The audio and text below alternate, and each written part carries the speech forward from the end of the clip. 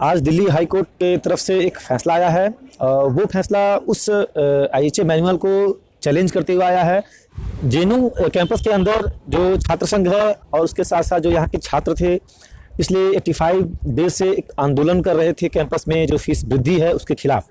Students का मानना था कि जो नया आईएचए मैनुअल पास हुआ है वो आईएचए मैनुअल गलत तरीके से पास हुआ है, नियम को ताक पर रखकर पास किया गया है और उस मैनुअल में फ़ीस की वृद्धि की गई थी और बहुत सारे ऐसे फ़ाइन इम्पोज किए गए थे जिससे जो गरीब छात्र हैं इस कैंपस में पढ़ने वाले, उनके ऊपर एक अतिरिक्त भार पड़ रहा था।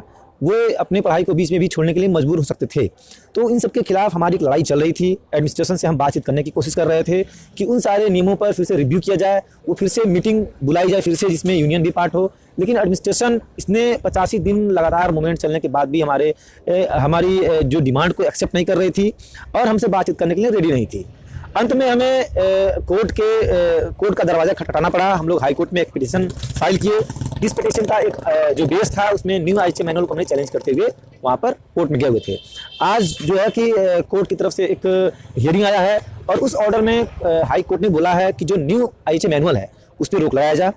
जो अभी जितने स्टूडेंट अभी रजिस्ट्रेशन नहीं किए हैं वो सभी लोगों को पुराने आईएचए मैनुअल के अकॉर्डिंग, यानी कि जो पुराना फीस का रेट है उसके अकॉर्डिंग उनको रजिस्ट्रेशन दिया जाएगा और उनके ऊपर कोई भी जो लेट फाइन है वो इम्पोज नहीं किया जाएगा। और ये जो आज का जो फैसला है ये फैसला हमारे आंदोलन के लिए एक बहुत ही महत्वपूर्ण फैसला है। इस फैसला से हमारे आंदोलन को एक एनर्जी मिली है, स्टूडेंट्स को एनर्जी मिली है और कहीं ना कहीं इस आंदोलन ये फैसला ये दिखाता है कि किस तरीके से जो हमारी बात प्रशासन के द्वारा सुनी जानी चाहिए थी वो नहीं सुनी गई।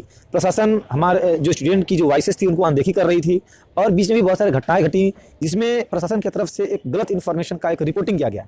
उस रिपोर्टिंग के बाद से अब जो कैंपस के अंदर जो स्टूडेंट हैं उनका प्रशासन कहें तो वाइस चांसलर, रजिस्ट्रार और रेक्टर, प्रॉक्टर, इनके ऊपर विश्वास उठ चुका है और इन लोगों के रेजिग्नेशन के लिए अब जो एक आंदोलन हम लोग उठाएंगे कि इन लोगों का जो मूलभूत कर्तव्य होता है, जो इनकी रिस्पॉन्सिबिलिटी होती है, वो हमारे ग्रीवेंसेस को एड्रेस करना चाहिए। लेकिन इसके विपरीत ये लोग स्टूडेंट्स के ऊपर ही दमन करने की कोशिश कर रहे थे।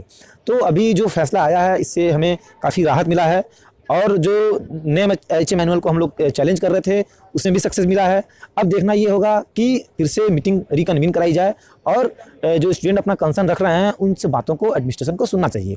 अगर एडमिनिस्ट्रेशन फिर से इन बातों को अनदेखी करेगा तो हम लोग फिर से एक आंदोलन चलाएंगे कैंपस में, जिस आंदोलन का मुख्य लक्ष्य होगा कि यहाँ का जो वाइस चांसलर हैं जिस तरीके से लगातार एक कैंपस को बर्बाद करने का 1 by 1 जो एक फरमान लेकर के आ रहा है, जो यहाँ के चीफ प्रॉक्टर हैं जिनका जो संलिप्त रहे हैं, काफ़ी सारा ऐसा सोर्सेस से इंफॉर्मेशन मिला है कि जो ये वायलेंस था इसमें इनकी कहीं ना कहीं संलिप्तता थी, बहुत सारे टीचर्स की संलिप्तता थी। तो उन लोगों के खिलाफ एक आंदोलन चलेगा कैंपस में कि उन लोगों को इस कैंपस से हटाया जाए ताकि कैंपस में जो एक कैंपस एक अपने एकेडमिक एक्सीलेंसी के लिए जाना जाता था उसको फिर से रिस्टोर किया जा सके। इस कैंपस का जो माहौल है उसको एक पीसफुली माहौल को फिर से रिस्टोर किया सके और यहाँ के स्टूडेंट फिर से अपने पढ़ाई लिखाई को शांतिपूर्ण तरीके से स्टार्ट कर सके। क्या लगता है आपको कि आने वाले दिनों में जो फीस बढ़ाएगी तो उसमें आपको बहुत से कामयाबी मिल पाएगी या कुछ? जी, अभी तक तो देख करके यही लग रहा है कि हमें बिल्कुल इसमें कामयाबी मिलेगी और हम लोग इसमें विश्वास भी करते हैं। और कोर्ट ने आज एक और दिलचस्प बात कही है, जैसे कि एडमिनिस्ट्रेशन जो सर्विस और यूटिलिटी चार्ज को लेने की कोशिश कर रहा था, जो लगाया था, इम्पोज किया था, उसमें एडमिनिस्ट्रेशन ने यह कहा था कि जो कॉन्ट्रेक्चुअल वर्कर हैं उनकी सैलरी स्टूडेंट के बिल से जाएगी, जो मेस का बिल होगा उससे जाएगा या स्टूडेंट का जो फीस है उससे जाएगा। कोर्ट ने साफ साफ बोला है कि कॉन्ट्रेक्चुअल वर्कर्स का सैलरी स्टूडेंट के फीस में ऐड नहीं किया जा सकता है। इसका मतलब ये है कि जो हमारी जो पढ़ाई यहाँ पे सस्ती थी, जो हमारा फीस सस्ता था, उसको बरकरार रखा जाएगा। उसका कहीं ना कहीं साफ ये इंडिकेशन है कि फीस की बढ़ोतरी करने के खिलाफ कोर्ट खड़ा है और कोर्ट इस बात को एग्री कर रहा है। हमारे जिस पॉइंट को हम लोग रेज कर रहे थे, हमारा पॉइंट यही था कि जो कॉन्ट्रेक्चुअल वर्कर्स हैं या जो परमानेंट वर्कर्स हैं सभी का सैलरी प्रशासन न दे करके गवर्नमेंट की तरफ से दिया जाना चाहिए और उसको कोर्ट ने भी उसे एग्री किया है। कैंपस के अंदर वायलेंस की घटनाएं जब नया सेशन स्टार्ट हुआ था तो 4-5 जनवरी था, उस टाइम कैंपस के अंदर एक जो स्टूडेंट संगठन था एबीवीपी, उसकी तरफ से जो कॉमन छात्र हैं उनके ऊपर और जो यूनियन के मेंबर हैं उनके ऊपर काफ़ी इन लोगों ने वायलेंस की घटना घटी थी, ये लोगों ने अटैक किया था। तो उसको लेकर के अभी प्रशासन ने कोई भी कार्रवाई नहीं किया है।